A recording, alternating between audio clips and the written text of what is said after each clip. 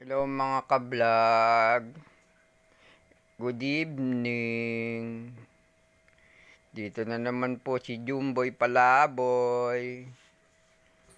Ang aking vlog ay tungkol sa aking pain na mahuli yung daga. Dito siya sa ilalim nagsusuot. Yan sa ilalim na yan. Pero hindi ko siya mahuli dahil ang dami kong kalat. Ayan ang mga kalat ko mga ka-vlog. Super dami kong kalat. May mga karton. At ginawa ko pansampayan to. Kaya yan, itong kapraso na lang ang higaan ko. Marami pala ako ditong barya. Nakgaling sa kalakal. Pero, meron pa ako ditong mga kalakal na hindi na ayos. Tulad nitong payong. Yan, pakikilo natin to. Mga papel. Itong mga papel na to. Pakikilo natin yung mga papel na yan. Piso or 1 kilo nito, waste yan, waste. Pero itong mga plastic, ito mga plastic, 8 pesos 1 kilo nyan. Meron pa tayong mga lata rito. Ayan, mga lata. 8 rin ang 1 kilong lata. Bukas na natin ayusin, gabi na. Meron pa tayong nakasako dito. Mga plastic bottle. Ayan. Malaking tulong to sa kalikasan yung ginagawa natin. Pero walang kabagay-bagay naman sa iba. Sa atin lang. Okay? Eto mga ka-vlog. Ay, may hanger. Pakikilo rin natin yan. Nagpakulo ako ng tubig.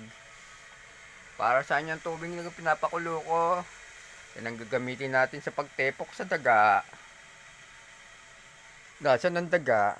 Ito.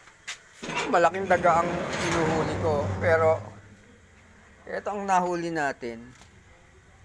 Maliit lang. Maliit lang ang nahuli natin. Dito tayo sa liwanag.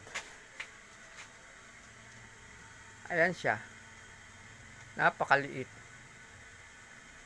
Napakaliit niyang daga na yan.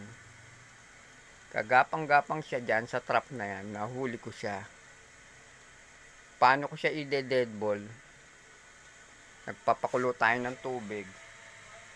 Yan ang ibubuhos natin dito. Miya-miya lang tepok na to. Yan ang gagawin natin mga ka-vlog. Tepokin tong daga na to. Pero yung mas malaki rito, hindi natin nahuli. Nakatakas dahil ang gamit ko kasi dating mousetrap, luma. Kaya niyang butasin sa sobrang laki niya. Hindi, kaya bumili ko nitong bagong mousetrap. Bago kaya ito. Ayan. Tignan natin kung pwede na siyang lutuin dito. Buhusan ng tubig na mainit. Kuhanin na natin. Kumukulo na yata eh. Baka pwede na to. Patayin na natin. Patayin din natin dito sa tangke. Para hindi mag-apoy. Wow, mainit. Ang init. Ang init. Aray-aray. Ang init. Wala tayong pot holder ah. Ibalik. Ayan na siya. Gumagapang-gapang. Madilim. Ito ang katapat niya. Takure.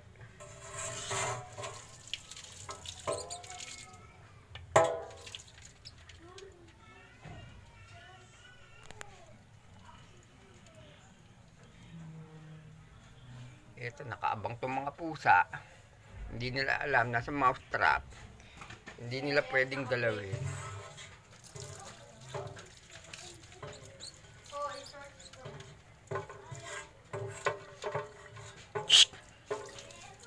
Bukok ang pusa ka, huwag mo nang galawin yan. Mamamatay na yan eh.